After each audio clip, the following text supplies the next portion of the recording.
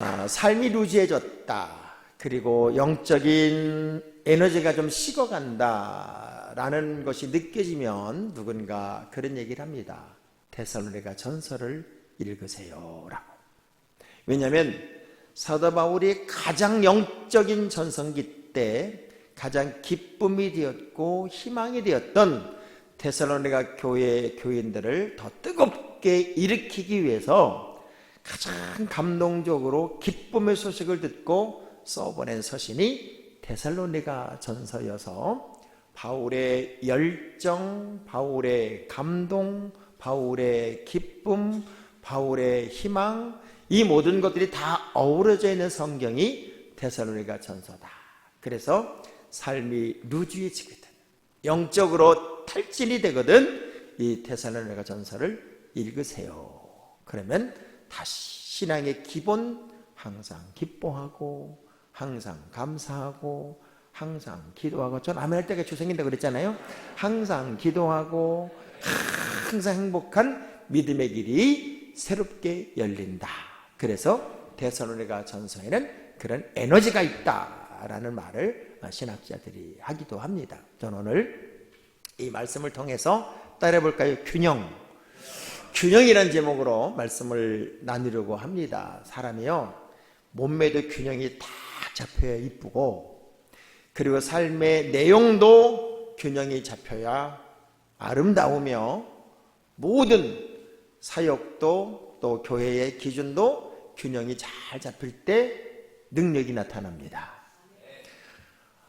신앙생활은 세 가지 요소가 있는데요. 맹신, 광신, 참신앙이 있습니다. 이 맹신자는 뭐냐면 자기 안에 자기를 가둬요. 자기 안에 자기를 가둬서 자기 스타일의 신앙생활을 합니다. 이런 분들 특성이 어떤 특성이냐면, 나는 매일 주의 음성을 듣는데요. 제 친구 전도사 중에 신학교 다닐 때 이렇게 부흥회만 열리면 제 옆구리를 쿡쿡 치면서 이렇게 말합니다. 안 보여? 그래, 뭐가? 지금 강대상에 예수님이 왔다 갔다 한대요. 근데 이놈은 예쁜 청년만 교회에 등록을 하면 어제 우리 주님이 오셔가지고 쟤랑 사귀라고 그랬다는 거예요. 참 신기하게도 그 젊은 나이인데도 막 40일 금식 기도도 하고, 그 맨날 뭘 본대요. 근데 매일 뭘 보는데 지금 목회를 하거든요. 교인이 10명을 못 넘어요. 맨날 보는데. 제가 알고 있는 한 분 여자 목사님은 매일 주의 음성을 들어요. 그래서 새벽 예배도 3시 반에 가. 제가 물어요. 왜 새벽 예배를 3시 반에 가냐? 자다 말고 왜 가냐? 그랬더니 자기가 제일 먼저 가서 성전에 탁 무릎을 꿇으면 주님이 오셔서 그날 전할 말씀을 가르쳐 준다는 거예요. 그러니까 뭐라 그랬냐면, 어쩐지 우리 교회는 한 번도 안 오시더라. 그래서 그날 그 말씀을 전하면 그렇게 은혜가 된대. 결국 교회 문을 닫았어.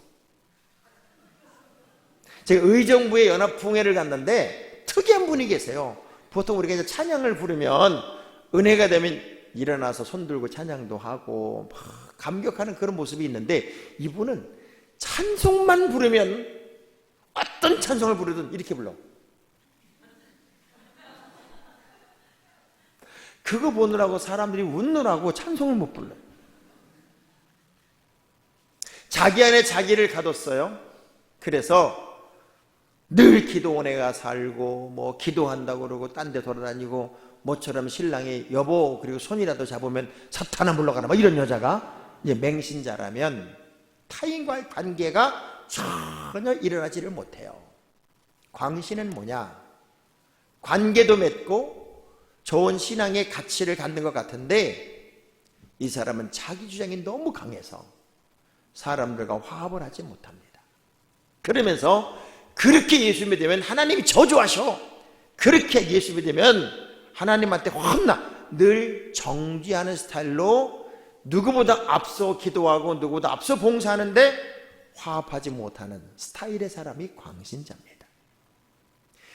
이런 스타일의 교인들이 사실은 교회에 제일 많습니다. 근데 진짜 믿음은, 참 믿음은 어떤 믿음이냐? 저기서 권사님이 나타나요?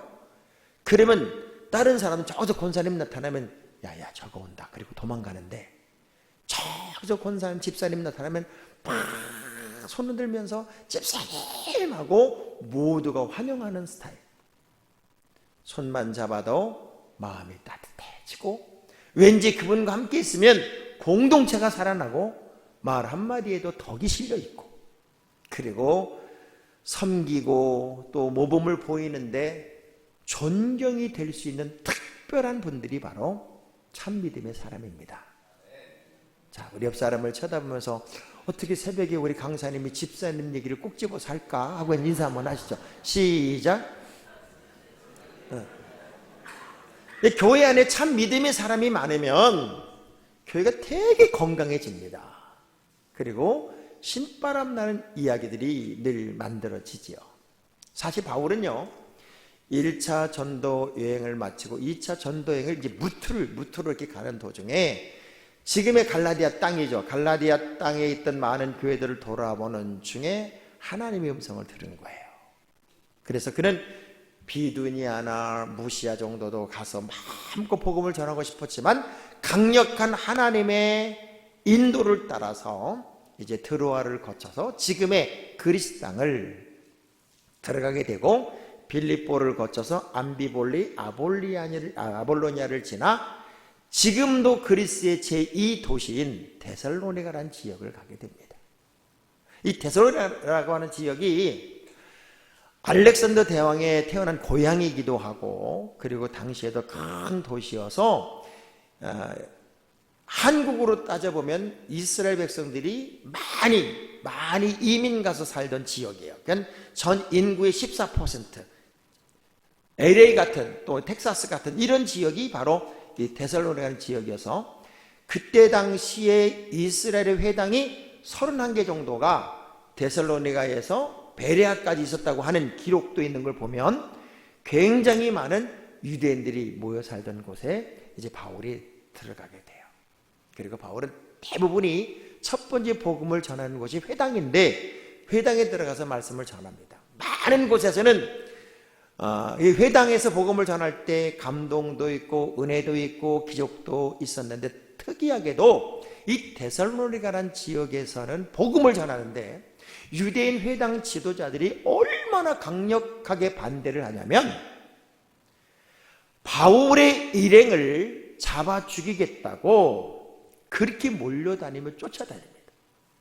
한 번에 기독론의 말씀을 딱 들은 다음에 예수가 부활했다는 얘기에 얼마나 이 사람들이, 지도자들이 감정적이 되고 바울의 일행에 대한 적대적이 되냐면, 야손의 집 사람들이 보증을 서주지 않았으면 바울은 그때 돌에 맞아 죽었습니다. 그런데 딱 3주밖에 말씀을 전하지 못하고 사실은 배를 타고 아테네, 지금의 아테네에 이제 도망을 온 거예요. 그러고 나서 걱정이 되잖아요.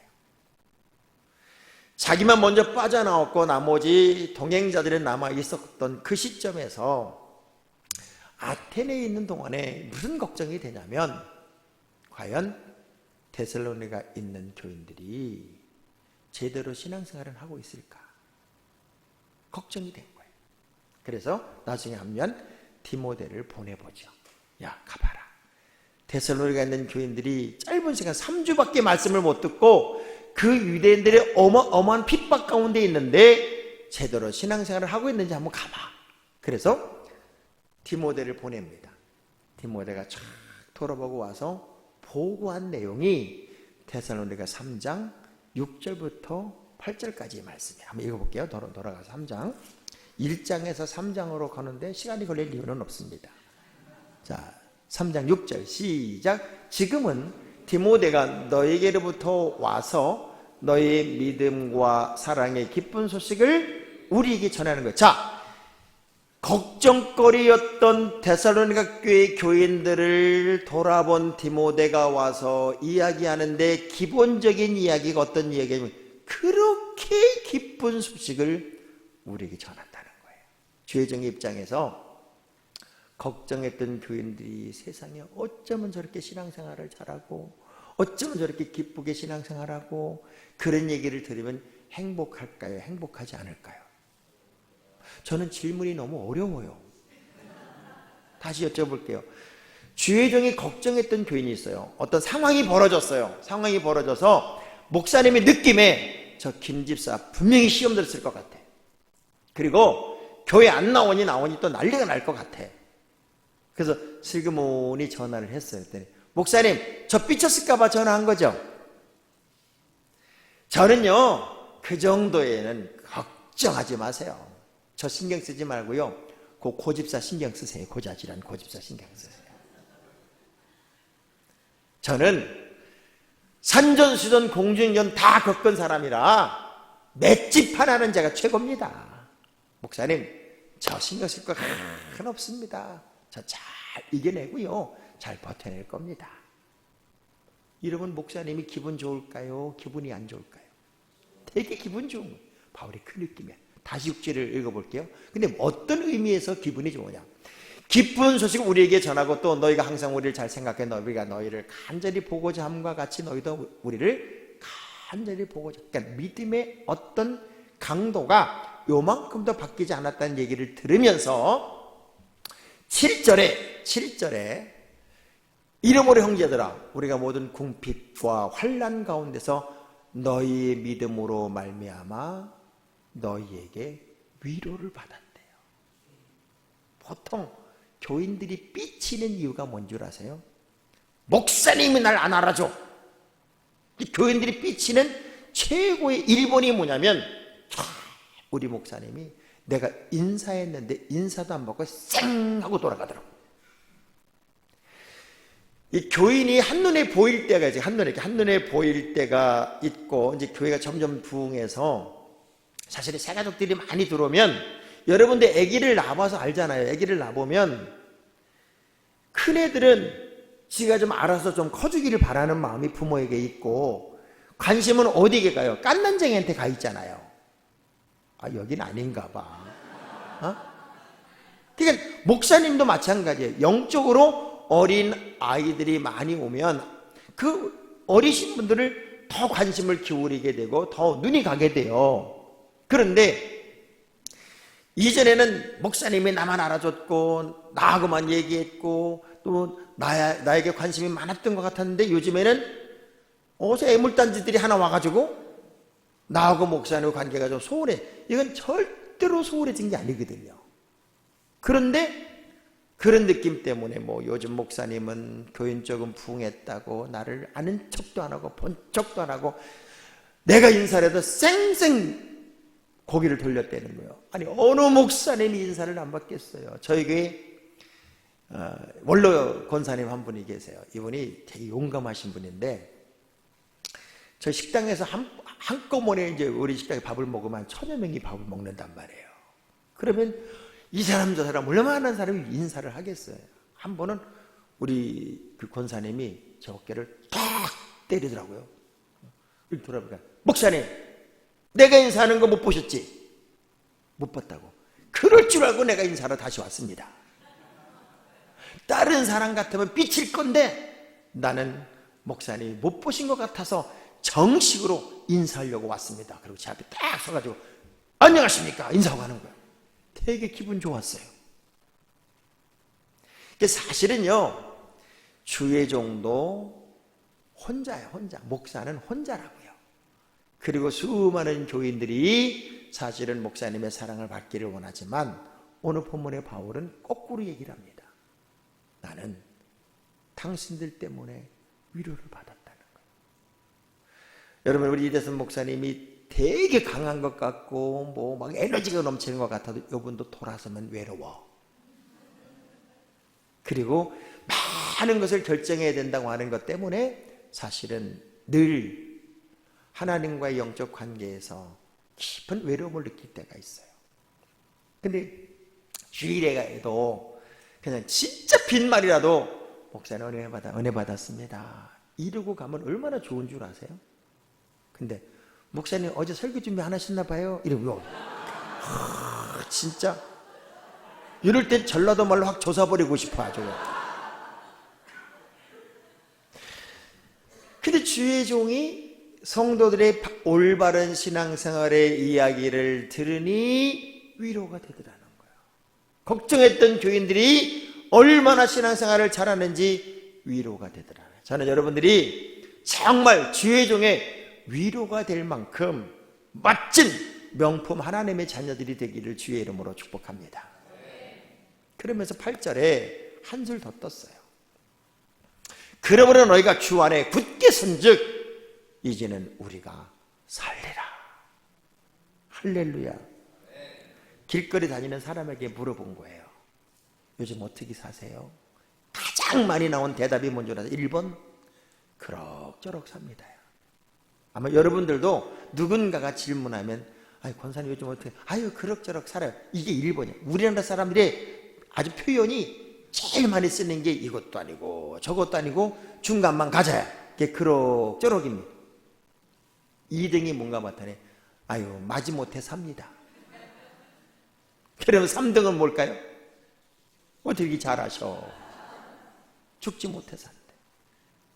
자, 구원받은 하나님의 백성인 우리가 그럭저럭 살고 마지못해 살고 죽지 못해 산다면 이게 하루하루 사는 게 얼마나 힘들겠어요. 그런데 몇몇 사람이 뭐라고 대답을 하냐면 요즘 어떻게 사세요? 그랬더니 요즘 저는 살맛이 납니다. 이렇게 대답을 했어요. 아니 어떻게 저분은 살맛이 난다고 대답을 할까? 그렇게 대답한 사람들만 조사해 보니까 공통점이 뭐냐면 다 사랑에 빠졌더래요. 사랑에 빠진 사람들은요 봤는데 또 보고 싶고 얘기했는데 더 얘기하고 싶고 하루 종일 같이 있었는데 헤어질 때 전화할게 그러고 헤어지잖아요. 사랑하면 살맛이 나. 지금 부부가 왜 살맛이 안 나냐면 사랑이 식었어. 사랑이 회복되면 다 살맛이 나고 행복이 넘치게 되는 걸 여러분 기억하셔야 돼요. 바울이 왜 살맛이 나냐면 주의 종은 그거예요. 다른 거 하나 없어요. 내 자녀가 잘 되는 것보다 교인들이 잘 되고 교인들이 신앙생활 잘하고 교인들이 믿음의 건강미가 넘쳐오르고 영적으로 뭔가 에너지가 넘치는 그야말로 건강한 크리스찬을 보면 목사는요 살맛이 납니다. 여러분 새벽에 나온 여러분 얼굴 한 분 한 분을 보면서 우리 이 목사는 잠깐이지만 이렇게 보면서 아유 김 집사람 왔네 행복해. 그런데 왜 그분은 안 왔을까? 그러면 또 가슴이 털컹. 그래서 목사가 제일 걱정될 때가 어제냐면 한 번도 새벽 예배 안 나오던 사람이 갑자기 나와서 기도하면 그것도 걱정이고 늘 나오던 사람이 안 나오면 그것도 걱정인 거예요. 그래서 저는 여러분에게 부탁합니다. 일상에서 잘하시기 바랍니다. 일상에서. 옆 사람 쳐다보면서 좋게 말할 때 좀 잘해보세요. 인사만 합시다. 인사. 자, 그런데 이 데살로니가 교회 교인들이 무엇 때문에 이렇게 짧은 시간 말씀을 들었고 그리고 바울이 오히려 걱정했던 교인들이 그렇게 바울에게 행복을 줄 수 있는 교인들이 될 수 있었을까? 이 교회에는 특별한 세 가지가 강물처럼 성도들의 내면 속에 흐르고 있었어요. 이 세 가지가 오늘 본문의 이야기입니다. 이들에게는 믿음의 역사가 나타나고 소망의 인내가 있었고 사랑의 수고가 있었어요. 자, 이 세 가지가 이 데살로니가 교회 교인들의 내면 속에 꽉 채워진 어떤 영적인 흐름, 에너지가 되었는데 이것이 꽉 채워지니까 어떤 의미가 되냐면 이 교회에 대한 성도들의 소문이 그리스를 이렇게 보면은 아테네를 포함한 고린도 지역을 아가야 지방이라고 말했고요. 그 위쪽을 마게도냐 지방이라고 말했단 말이에요. 빌립보부터 이제 데살로니가 밑으로 내려오는 그쪽 아테네 전까지를 마케도니아 그리고 아테네를 포함한 고린도 전 지역을 아가야. 그래서 아가야 지방의 수도가 이제 고린도가 되죠. 근데 양쪽 지역의 한 중간 마게도니아 지역의 한 중간 복판쯤에 있는 도시가 데살로니가라는 지역이었는데 이 교회의 성도들의 소문이 아가야 지방뿐만 아니라 마게도냐 지방 전체에 소문이 퍼져나가고, 이들의 소문이 어떻게 퍼져나갔냐면 너무 좋게 퍼져나가더란 말이에요. 교회가 부흥하는 방법이 있어요. 소문이 잘 나야 돼요. 하늘의 소문이 그냥 정말 좋게 나야 돼. 그러면 여러분들은 지금부터 뭐만 하면 되냐면 교회 자랑, 목사님 자랑만 하면 돼. 아멘 안 하는 것 좀 봐요. 다시 해봐야지. 교회 자랑, 목사님 자랑만 하면 돼요. 아멘. 살아가다 보면 내 마음과 내 생각과 다 같지 않을 때가 있습니다. 다른 사람이 생각하는 것은요, 여러분의 생각과 다를 수 있습니다. 그래서 우리는 항상 어디에 포커스를 둬야 되냐면 하나님의 기쁨에다가 포커스를 둬야 돼요. 자, 봐요.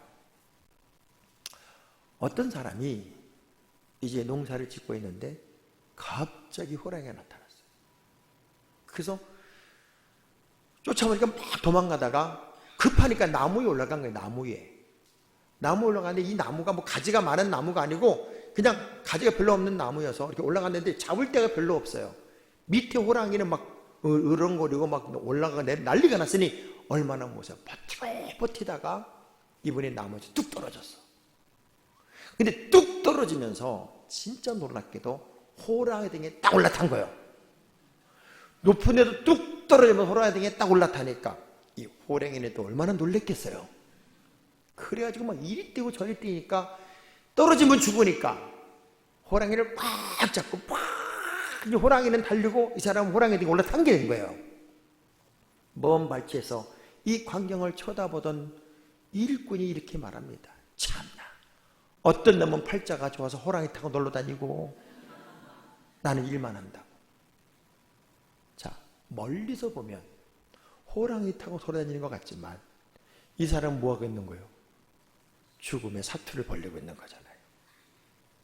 그래서 저 사람이 내 생각과 다르다 할지라도 사람은 사랑의 대상일 뿐이지 믿음의 대상이 아니에요.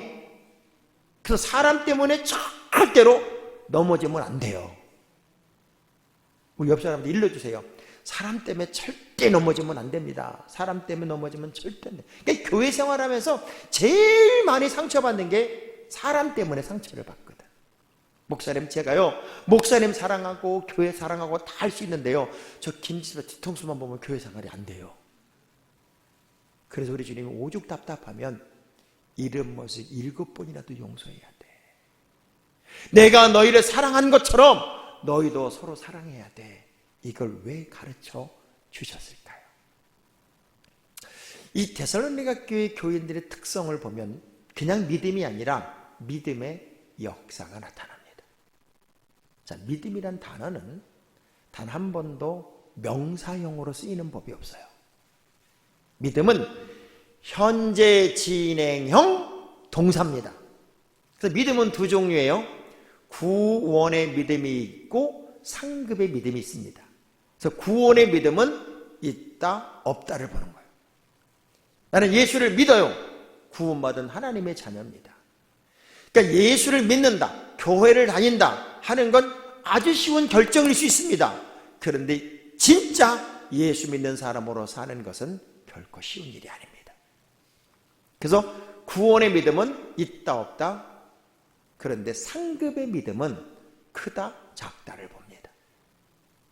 그래서 믿음은 과거에 내가 잘했어, 이전에 내가 믿음 생활 잘했어가 아니라 항상 현재 진행형 동사, 지금의 믿음이 제일 중요합니다. 전 여러분이 지금의 믿음이 최고점을 찍을 수 있는 믿음이 되기를 주의 이름으로 축복합니다. 목사님, 저도요 열심히 해보고 싶어요. 저도 지금을 최고의 믿음의 타이밍으로 만들고 싶어요. 그런데 나이가 들어서 잘 안 돼요. 여러분, 나이 얘기 절대 하면 안 되는 이유가 뭔 줄 아세요? 우리 부모님 세대 때는요 60 넘기는 게 너무 어려워서 회갑잔치를 크게 해드렸습니다. 60을 넘기는 게 큰 기쁨이었어요. 근데 지금은 60 안 넘기는 게 기적입니다. 60을 다 넘기는 시대가 됐어요. 그래서 그때 우리 시대의 어머니, 아버지 시대의 나이와 지금을 살아가는 분들의 나이는 어느 정도 차이가 나냐면 0.7을 곱해야 된대요. 0.7. 그러니까 지금 70세는 이전 우리 부모님 세대에 몇 살이에요? 49살이야. 지금 80은 이전 우리 어머니 시대에 56세야. 그러니 목사님 저 이제 80이라 아무것도 못해요. 그러면 구부러져. 그런데 아이고 오늘 강사님이 56세래. 그럼 벌떡 일어나 버려. 옆 사람한테 여쭤봐요. 연세가 얼마나 되셔? 물어보세요. 연세라고 말할 것도 없어. 나이가 몇이나 되고 물어봐요. 몇이요 나이가 물어보시면 80은 몇이라고요? 56세. 70은 그 정도 계산하시죠. 젊게 살아야 돼요. 그리고 나이가 들어갈수록 사실은 주머니를 열고 살아야 인기가 있어요. 나이가 들면 사실은 인기는 떨어지는데 나이가 드는 분들의 특성이 뭐냐면 자꾸 단속하고 감추려고 합니다. 그런데 나이가 드시는 분들은 무조건 주머니를 열고 살아야 됩니다. 김 집사 일로 와봐. 오늘 밥 먹자. 내가 밥 한 끼 살게. 아멘 안 하는 거 봐. 지금 아주 올무에 걸릴까 봐. 근데 연세가 드신 분들이 주머니를 꽁꽁 닫고 살면 인기가 없어요.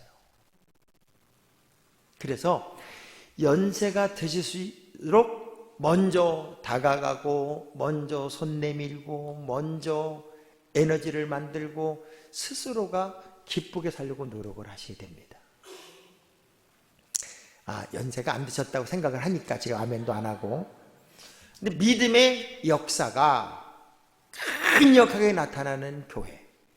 똑같이 기도하는데 이분이 기도하면 병마가 떠나가고, 똑같이 기도하는데 막혔던 문이 열리게 되고, 똑같이 기도하는 것 같은데 그렇게 강력한 능력이 나타납니다. 저희 교회가 이제 처음에 개척을 하고 5평 반에서 42평으로 3개월 만에 옮겨가는 거예요. 근데 저희 교회 이제 이목규 권사님이란 분이 계신데 이분이 꼭 이렇게 얘기를 해요. 근데 제가 전도사인데, 전도사님 교회 옮깁시다. 우리 너무 좁아서 목사님 맨바닥에 앉아 얼굴 들여다보는 게 너무 고개가 아프니 이사를 합시다. 300에 12만 원짜리 5평 반에서 예배를 드렸는데 교인은 30명. 그런데 이사를 가재요. 제가 권사님 뭔 돈으로 이사를 가냐. 그때 첫 마디가 이거예요. 전도사님 주의 일을 돈으로 합니까? 믿음으로 하지. 얼마나 큰 소리를 치는지 저는 이분이 꽁쳐놓은 돈이 있는 줄 알았어요. 너무 강력하게 얘기를 하셔서 무조건 덜컹 4,200만 원짜리를 계약을 했어요. 2, 3층 쓰는. 그리고 권사님을 쳐다보니까 어제나 오늘이나 영원토록 동일하게 믿음만 있지 돈은 없는, 남편은 상이용사고 얻고 다니셨던 분이에요. 급하니까 제 아내가 피아노 전공자거든요. 아는 언니가 한 층을 피아노 학원을 차려주고 2,200만 원을 대준 거예요. 1,500만 원이 부족해요. 기본적으로 있던 걸 좀 하고 그런데 조금 헌금하니까 1,500만 원이 부족한데 날짜는 다가오고 큰일 났어요. 제가 그래서 알고 있던 제일 큰 교회 목사님을 먼저 찾아갔습니다. 목사님, 이 돈을 꿀 때도요 비굴하게 꾸면 안 꿔줍니다.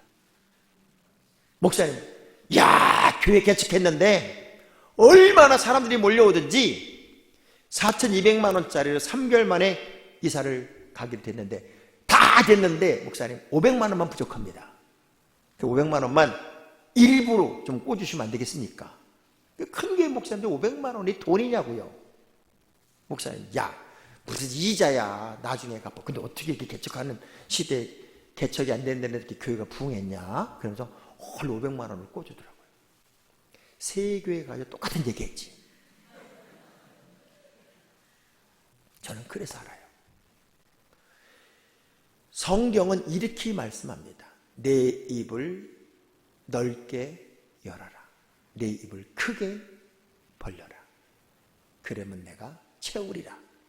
이 말씀은 있는데 네 입을 꼭 다물어라. 그러면 내가 그 입을 벌리리라. 그런 말은 없어. 내가 입을 넓게 열면 하나님은 채우셔. 근데 우리가 너무 계산이 빠르니까 입을 넓게 여는 것에 대해서 주저주저하는 거예요. 근데 하나님의 사람들에게 있는 최고의 선물이 뭐냐면 내가 하는 게 아니라 하나님이 하시게 해야 된다고요. 여러분이 계산하면 안 되고 하나님이 하시게 된다니까요. 우리 교인 중에 이정희 집사라는 분이 있었어요. 지금은 뉴저지에 와서 사는데 이분이 세상에 이런 일이 이런 데 프로그램에 나온 SBS 그 프로그램에 나온 세계 최고의 주산왕 암산왕입니다. 저희 교회가 이제 재정복을 막 가가지고 어려우면 잘 못 맞추면 제가 부릅니다. 자, 집사님 부른다. 계속 불러요. 부르면 그럼 답이 나와요. 사람이 아니에요. 방송을 보면 말도 안 되는 글이 쭉 펴지고 이렇게 하면 답이 나오는 여자예요. 계산을 해서 신앙생활을 잘한다? 그러면 지구상에서 우리 이정희 집사를 따라갈 사람은 없습니다. 근데 이분이 우리 교회 신앙생활 할 때 강사님이 오시거나 뭘 하면은 집사님 식사 한 끼 대접하셔요. 그러면은 이분이 이렇게 말합니다. 얼마짜리 몇 명 식사하십니까? 그럼 뭐 3만 원짜리 7명입니다. 21만 원이면 되겠네요. 그렇게 안 해. 믿은 만큼 톡톡 저질러. 저는 그래서 세계적으로 계산을 잘하는 사람도 믿음은 계산적으로 안 믿는다는 사실을 알게 됐어요. 옆 사람한테 한번 알려주세요. 절대 계산 좀 하지 마셔봐. 계산 좀. 그래서 소망은 끝없는 인내를 요청하고 있어요. 우리나라 사람들이 제일 못하는 게 뭐냐면 기다리는 겁니다. 기다리는 거. 이 전 세계에서 사탕을 깨물어 먹는 나라는 대한민국밖에 없습니다. 기다리는 걸 잘 못해. 인내하는 걸 못합니다. 그래서 자꾸 파헤치는 거예요. 그런데 우리 선조들은요, 모든 면에서 기다림의 문화를 살았습니다. 김치도 담그고 기다리고요, 밥도 하고 뜸을 들이고요, 다 기다리는 겁니다. 기다리는 게 아름다움이었는데 언제부턴가 그 기다림을 잘 못해요. 하나님의 사람들이 살아가는 최고의 법칙은 끈기와 인내와 버티기에 달인이 되어야 됩니다. 저는 여러분이 잘 버티는 하나님의 사람들이 되기를 주의 이름으로 축복합니다. 저와 아내는 4년 동안 연애를 했어요. 근데 갑자기 제가 목회를 나오면서 결혼을 해야만 했어요. 우리 감리교회는 결혼 안 하면 당시에 이제 개척을 못하게 돼 있어서 갑자기 결혼을 하게 되는데 그때 당시 저 사람은 이제 연세대학교 음악교육대학원에 입학한 상태고 저는 목회를 나와야 돼요. 그래 얼마나 반대가 심했겠어요. 저쪽 집안에서. 그래도 결혼 날짜는 잡아놓고 저 사람은 반대하니까 집을 갖추라고. 근데 결혼은 요식행위가 필요하다. 그래서 폼나는 데 가가지고 제 프로포즈를 한번 해보려고 음악이 잘 흐르는 데서 정말 폼나게 한번 제가 프로포즈를 해보려고 했는데 우리는요 둘 다 프로포즈가 안 됩니다. 왜 안 되냐면 제 아내의 이름이 삼숙입니다. 그래서 무도 잡고 삼숙씨 그러면 웃음이 나와서 안 되고요. 제 아내도 저한테 학봉씨 이거 또 안 됩니다. 참 이름 좋다는 것도 제가 그래서 복이라는 생각을 그때 해봤어요. 대섭씨 얼마나 멋있어요. 학봉씨가 뭡니까?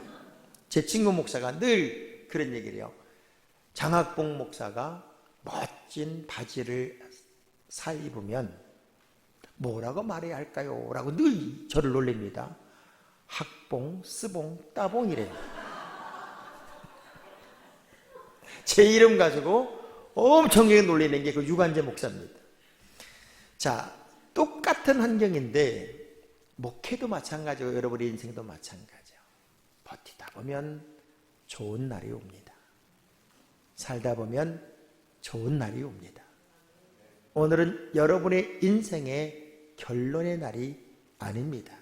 하나님이 어떻게 뒤집을지 우리는 그 설렘을 가지고 기다릴 줄 아는 소망의 사람들이 되기를 주의 이름으로 축복합니다.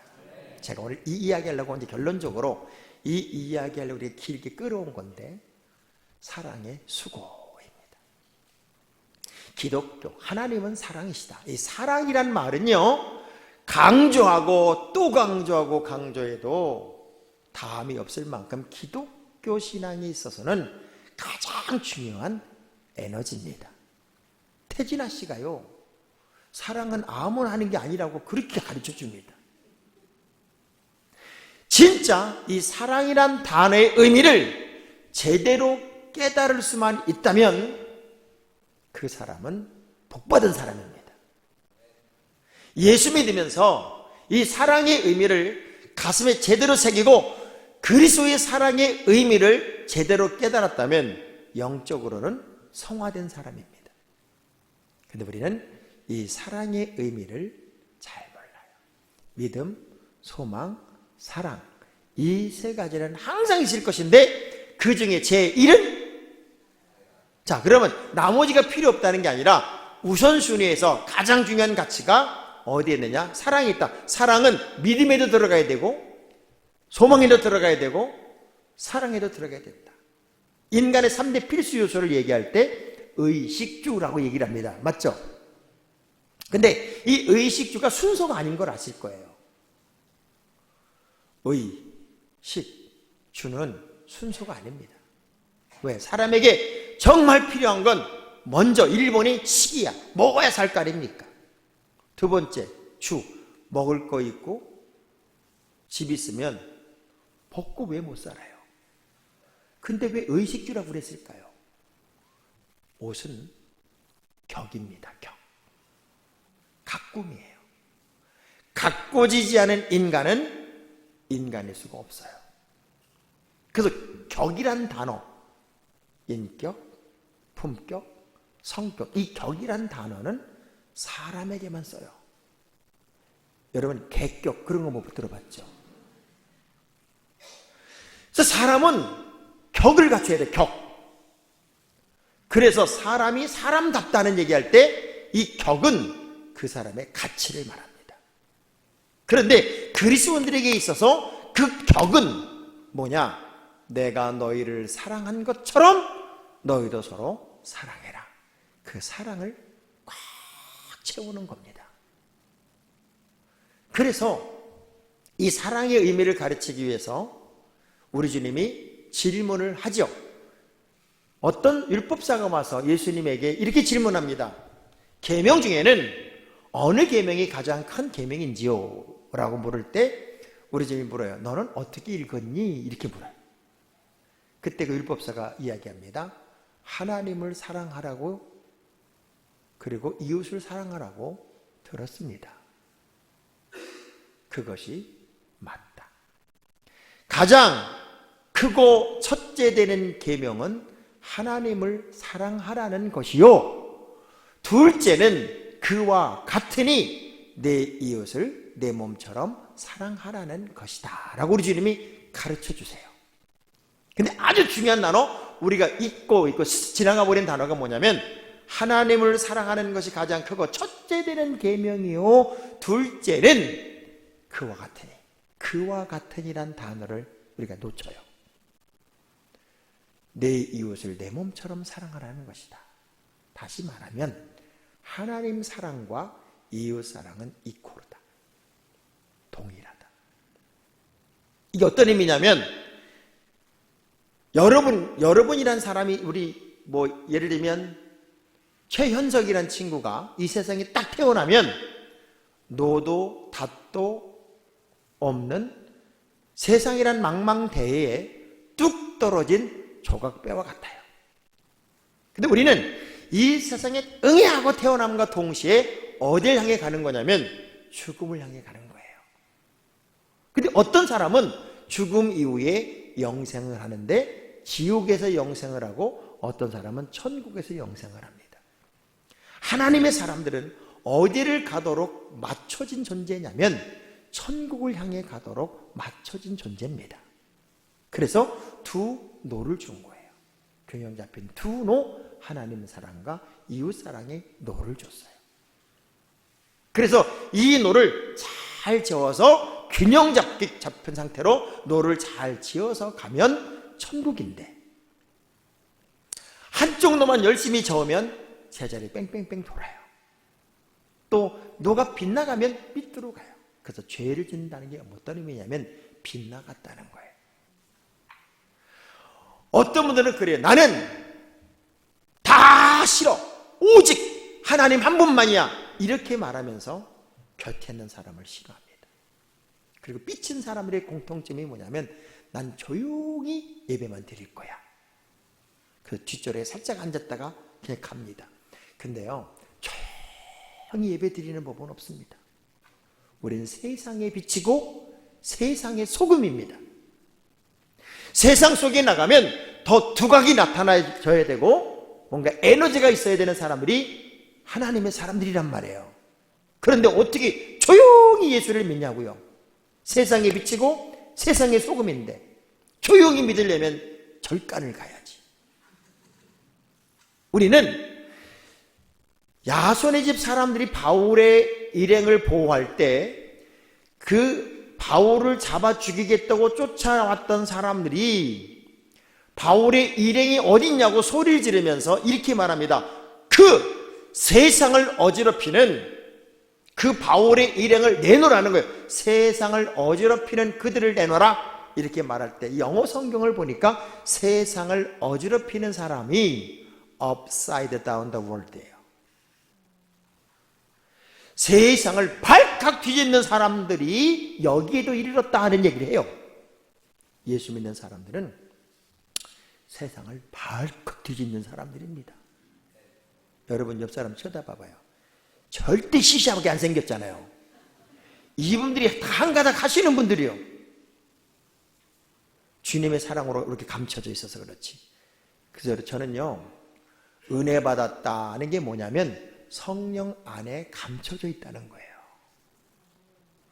밀물과 썰물처럼 은혜가 충만한 사람은 밀물 상태야. 밀물. 은혜가 떨어지면요, 싹 빠지면 옛 모습이 그대로 드러나 있어.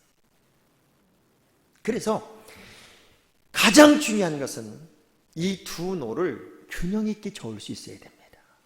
그냥 교회에서 막 신앙생활 열심히 하고 막 충성하고 봉사하는데 자꾸 교인 들어가 부닥치고 싸우고 이런 분들을 가만히 보면 하나님을 너무 사랑하는데 이웃 사랑에 대해서는 제로야. 그러니 한쪽 놈만 계속 저으니까 자기 스스로 느끼는 거예요. 내가 이 정도로 열심히 했으면 하나님이 나한테 복을 줘도 10번은 줬어야 되는데 왜 나는 늘 제자리 걸음일까? 당연히 제자리지. 여기만 줬으니까 제자리 뺑뺑 돌았으니까. 근데 하나님 사랑과 이웃 사랑의 노를 같이 다 젓는 분들은요, 앞으로 쭉쭉 나갑니다. 쭉쭉. 이럴 때 아멘 하는 사람은 평생에 좋은 일이 생깁니다. 쭉쭉 나갑니다. 쭉쭉 나가요. 저는 그래서 예수를 믿는다는 것 자체가 여러분 복이잖아요. 할렐루야. 얼마나 오래 사시겠어요? 우리가 살아본들 100년을 쉽게 넘기겠냐고요. 그런데 오늘 하루하루를 살아도 여러분에게 뭐가 있어야 되냐? 행복이 있어야 돼. 행복. 전도서 6장 6절의 말씀을 보면요, 천년의 갑절을 산다고 해도 행복을 보지 못하면 마침내 다 한 곳으로 돌아가는 거래요. 길게 살면 뭐하냐 말이에요.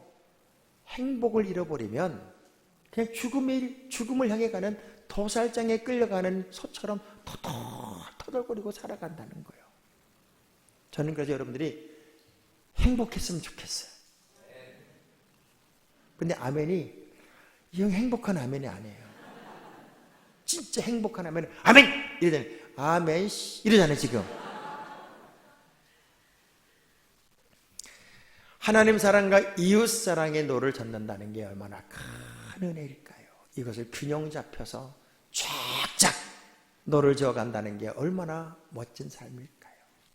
흠 없이 점 없이 주님 앞에 서는 그날까지 우리가 주님의 자랑거리가 되고 주의 종의 기쁨이 되고 뭔가 영적인 에너지가 넘치는 승자의 삶을 멋지게 살아낼 수 있다면 그보다 큰 복이 어디 있겠어요? 제가 꽤 오래전에 읽은 글 하나가 있어요. 어떤 글이냐면 한 할아버지가 8남매를 길러요. 아내가 일찍 죽고 8남매를 기르는데 막내둥이가 그만 나병에 걸려요. 나병에 걸려서 이 아이를 데리고 기를 수가 없으니까 소록도로 데리고 갑니다.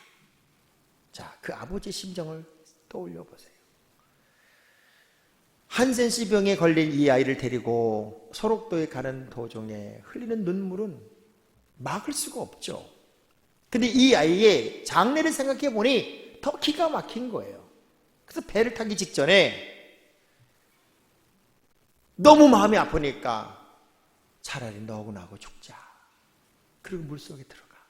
바닷물에 들어가는데 그 어린 아들이 병은 내가 걸렸는데 왜 아버지가 죽냐고 밀쳐내는 바람에 함께 울다가 그냥 그 아이를 배 태워 보내고 7 아이를 기르면서 가만히 잊어먹었어요. 아이들 다 기르고 시집장가 보내고 큰아들 집에 사는데 어느 날 큰아들이 이러더래요. 아버지, 우리 집보다는 셋째 내가 훨씬 더 잘 살아. 그 말의 뜻이 무엇인지를 알았기 때문에 보따리를 싸서 셋째 내로 갔대. 그렇게 반기던 셋째가 얼마큼 지나니까 아버지 계속 여기 살라고? 그러면 또 넷째 내로 갔고 그렇게 전전한 거예요. 홀 아버지는 7 남매를 기를 수 있는데 7 남매는 홀 아버지를 못 보필하더라는 거예요.